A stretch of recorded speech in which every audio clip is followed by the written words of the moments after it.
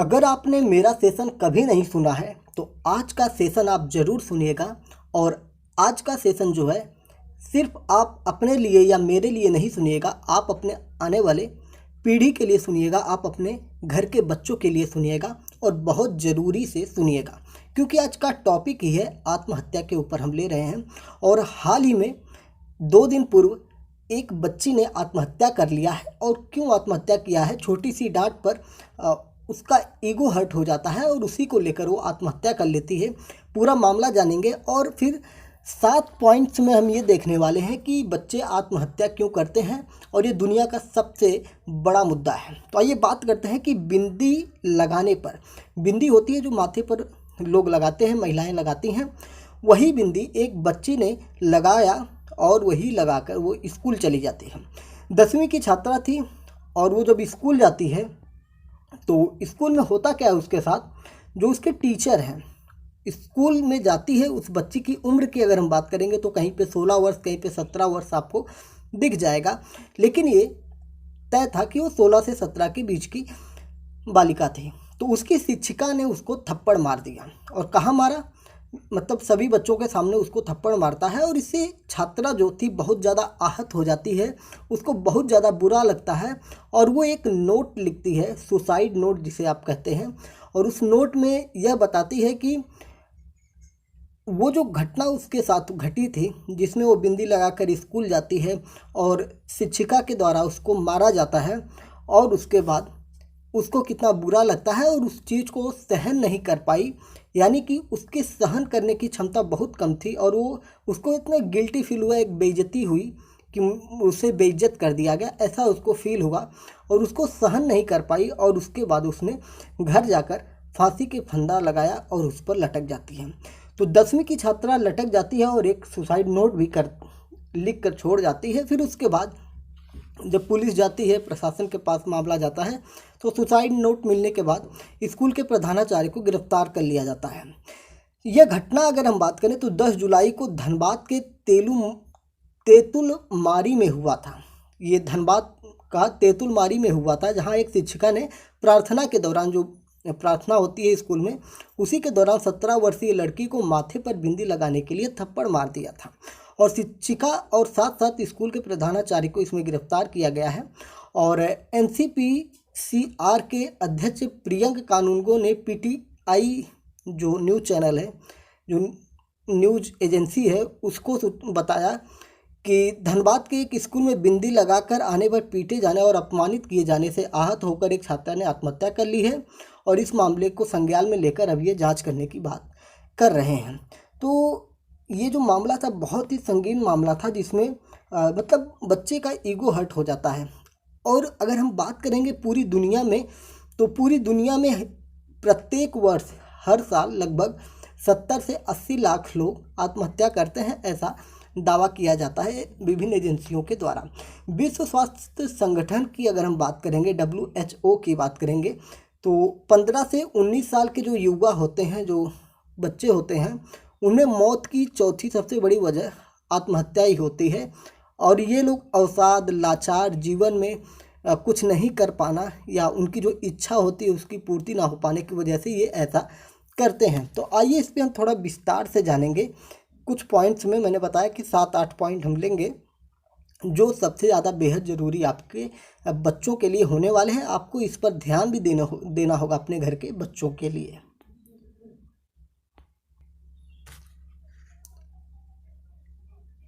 पहले पॉइंट पे हम लोग ये जानेंगे कि लोग आत्महत्या के बारे में क्यों सोचते हैं। सबसे बड़ी बात है कि आत्महत्या के बारे में सोचते ही क्यों हैं।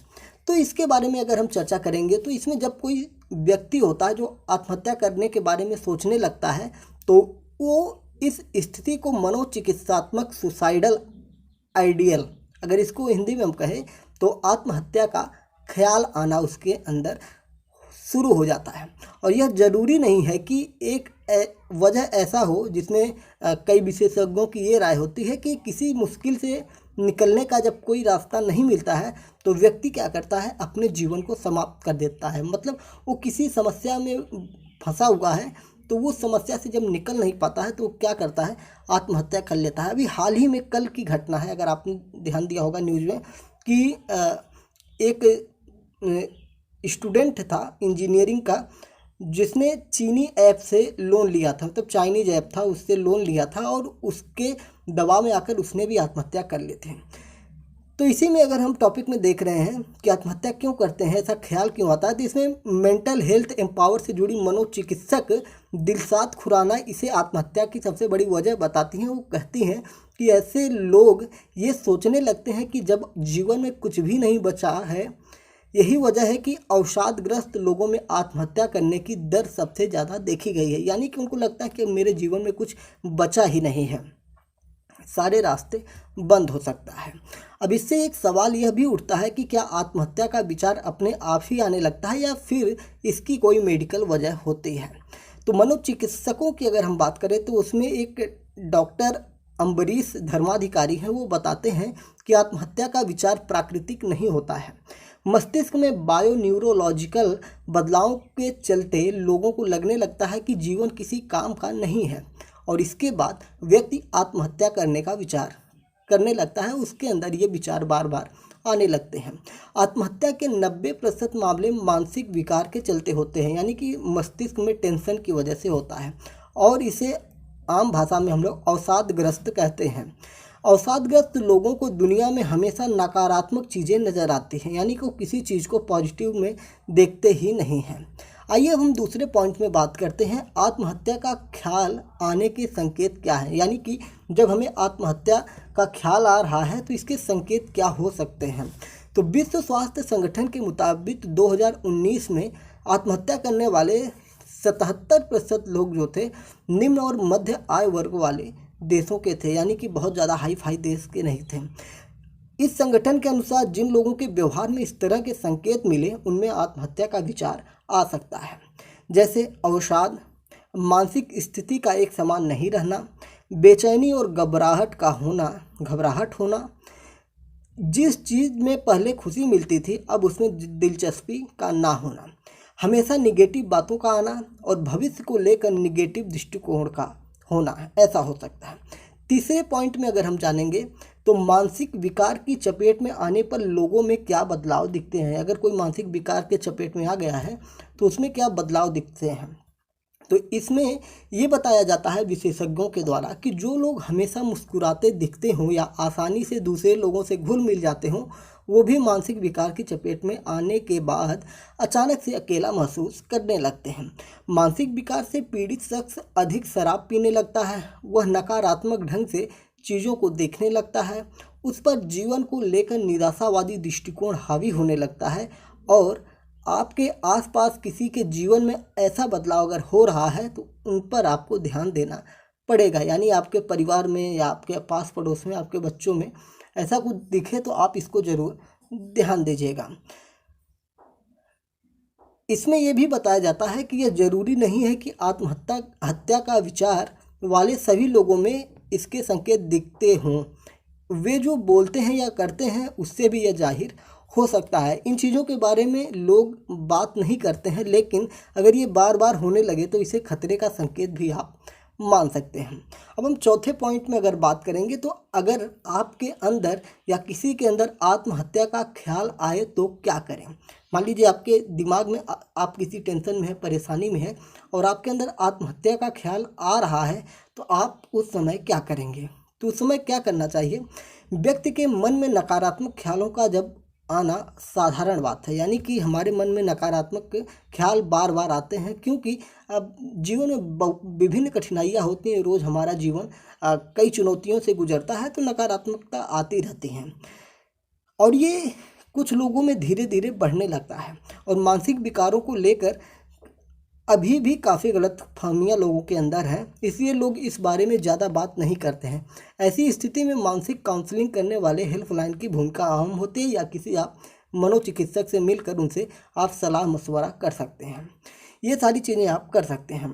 अगर हम एक अस्पताल के मानसिक काउंसलिंग के बारे में बात करें तो उन्होंने ये बताया कि जो हेल्पलाइन होती है उस पर भी आप कॉल करके बात कर सकते हैं, जिससे आपको ये चीज़ें जानने की मिल जाएंगी। उनसे आप बात करके अपनी समस्याओं को कर सकते हैं। अच्छा, अगर आत्महत्या के विचार आपके मन में आए तो व्यक्ति के लिए तुरंत मनोचिकित्सक के पास जाना संभव नहीं होता है। तो ऐसे में आप क्या करते हैं, तो आप लोगों को क्या करना होगा कि आपके आसपास पड़ोस में जो समझदार हैं उनसे आप बात कर सकते हैं, अपनी समस्या पर चर्चा कर सकते हैं, या आप किसी मनोचिकित्सक के पास जा भी सकते हैं अगर आपके पास वो मौजूद हो। यानी कि अपनी समस्या को किसी के साथ साझा करें जिस पर आपको विश्वास है, या किसी ऐसे के साथ जो आपकी समस्या का समाधान कर सकता हो, जिससे आपका मन हल्का हो जाए और आपके अंदर निगेटिव चीज़ें जो हैं वो समाप्त होने लगें। पाँचवें पॉइंट पे अगर हम बात करेंगे, तो अगर किसी और को आत्महत्या का ख्याल आता हो तो क्या करें। यानी कि अगर आप किसी को जानते हैं और उसके अंदर इसका ख्याल आता है आत्महत्या का, अगर आपको पता चल गया है तो आप क्या करेंगे। तो इस स्थिति को संभालने के लिए आप क्या करेंगे, तो ये सवाल आपके मन में भी आ रहा होगा कि ऐसा अगर हो रहा है और मुझे जानकारी है तो मैं क्या करूँगा। तो ऐसे में क्या कर सकते हैं आप, ऐसे लोगों के साथ बैठकर उनको चुपचाप सुनना चाहिए। वह खुलकर अपनी बात कह सकें, इतनी आत्मीयता से बात करनी चाहिए। चुपचाप उनकी बातों को सुने और किसी नतीजे तक नहीं पहुँचे, यानी कि किसी भी नतीजे पर आपको नहीं पहुँचना, सिर्फ उनकी बातों को सुनना है। उनकी समस्याओं को समझें और उसे स्वीकार करें। यह न कहें कि ये तो कोई समस्या नहीं है। उनकी भावनाओं को समझने की कोशिश करिए, वो क्या कहना चाह रहा है, उसके अंदर क्या पीड़ा है, वो जानने की चीज़ें हैं। अगर कोई निगेटिव चीज़ है, अगर आपको लगता है कि इसको पॉजिटिव बनाया जा सकता है, तो आप धीरे धीरे उस पर चर्चा कर सकते हैं। यहाँ ये समझना बहुत ज़रूरी हो जाता है कि मानसिक विकार वाले लोगों के लिए परिवार की सहायता सबसे ज़रूरी पहलू है, और परिवार के सदस्यों को भी किसी नतीजे पर नहीं पहुंचना चाहिए। मानसिक विकार और आत्महत्या के ख्याल पर किशोरों के साथ भी बातचीत करनी चाहिए। उसको लेकर किसी तरह की हिचक नहीं होनी चाहिए, और इन चीज़ों पर अपने घर के बच्चों के साथ भी बात करना चाहिए कि आत्महत्या के क्या मतलब आत्महत्या क्या चीज़ होती है। इस पर भी आपको बच्चों के साथ चर्चा करनी चाहिए, जिससे बच्चे इन चीज़ों की ओर ना झुकें। अगले पॉइंट में अगर हम छठे पॉइंट में बात करेंगे, तो आत्महत्या के विचार से जुड़ी गलत फहमियाँ क्या क्या होती हैं। यानी कि कुछ फालतू चीज़ें भी इसके बारे में चलती रहती हैं, तो इसके बारे में हम जानते हैं। लोगों में आत्महत्या करने के विचार से बहुत सारी गलतफहमियां होती हैं, और एक गलतफहमी तो यही है कि लोग अमूमन ये सोचते हैं कि जब तक स्थिति गंभीर नहीं हो तब तक लोग आत्महत्या के बारे में नहीं सोचते हैं, लेकिन ऐसा नहीं है। आत्महत्या कभी छोटी से छोटी चीज़ को लेकर भी किया जा सकता है। तो क्या क्या गलतफहमी है उसके बारे में जानते हैं। आत्महत्या की बात केवल ध्यान खींचने करने के लिए की जा रही है, यानी कि कोई कह रहा है कि मैं आत्महत्या कर लूँगा, तो यह सिर्फ अपनी ओर लोगों का आकर्षण करने के लिए कह रहा है। दूसरी बात हो सकती है कि आत्महत्या की बात करने से दूसरे लोग प्रेरित हो सकते हैं। तीसरी बात कह रहा है कि दूसरे लोग भी आत्महत्या करने के बारे में सोच सकते हैं। और अगली बात है कि जो लोग पूरी तरह ठीक हैं वे आत्महत्या के बारे में नहीं सोच सकते, यानी कि ये सब गलत धारणा है। आत्महत्या की बात करने से क्या कोई प्रेरित होगा, तो ये गलत बात है। आत्महत्या का ख्याल आना तो दूसरे को आकर्षित कर रहे हैं, ये भी गलत बात है। फिर तीसरे पॉइंट में कह रहा है कि आत्महत्या के बारे में सोच सकते हैं दूसरे लोग भी, ये चीज़ें हो जाएंगी। तो ये सारी चीज़ें हैं कि बहुत सारी गलत धारणाएं इसके लेकर बनी हैं। सातवें पॉइंट में अगर हम बात करेंगे कि आत्महत्या के ख्याल को कैसे दूर कर सकते हैं, अगर किसी के अंदर आत्महत्या का ख्याल आ रहा है तो इसको दूर कैसे करें, तो इसके लिए पहले ही मैंने आपको बता दिया कि आप अपने किसी समझदार या अपने परिवार में या किसी डॉक्टर से सलाह मशवरा ले सकते हैं। यानी कि सबसे ज़्यादा जो आपको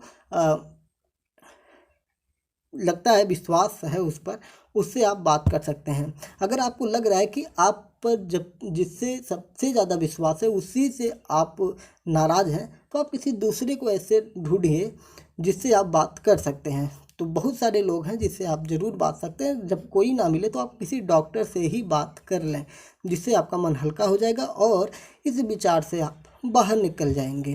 अगर हम बात करेंगे, अगर हम उदाहरण दें इसमें, तो एक महिला जो तलाक ले रही थी और उनके अवसाद का भी इलाज चल रहा था, और इससे कैसे बाहर निकले ये वो सोच रही थी, लेकिन सोचते सोचते वो आत्महत्या के बारे में भी सोचने लगी थी। और सही सलाह के बाद वो अब एक बड़ी कंपनी में भी काम करने लगी है। यानी कि जब उसने एक चर्चा की, डॉक्टर के साथ बातचीत की या किसी के साथ बातचीत की, और उसके जो अवसाद थे, उसके जो तनाव थे वो कम हुए, और उसके बाद वो अपना जीवन फिर से आराम से शांति प्रिय जीने लगे। तो ये 7 पॉइंट में हमने आत्महत्या पर बात किया। अगर इसमें एक बड़ी आत्महत्या की बात करें जो भारत में एक आत्महत्या की घटना घटी थी, तो इसमें जैसे कोई सेलिब्रिटी आत्महत्या कर ले तो उसमें भी बहुत सारी बातें होती हैं। जैसे हमने देखा था कि सुशांत सिंह राजपूत का मामला आया था जिसमें उन्होंने क्या कहता है कि आत्महत्या ही किया था अवसाद में आकर। तो ये सारी चीज़ें निकल के आ रही हैं, ठीक है। तो चलिए हम कुछ आपको नंबर भी यहाँ पे दे देंगे, अगर आपको ज़रूरत होगी तो यहाँ से आप संपर्क भी कर सकते हैं। खैर आप खुद समझदार हैं और ऐसी चीज़ों को अपने मन में आने ना दें। जय हिंद, नमस्कार, भारत माता की जय। चैनल पर नए हैं तो चैनल को सब्सक्राइब जरूर करिएगा इसी तरह के करंट अफेयर और डेली अपडेट्स के लिए।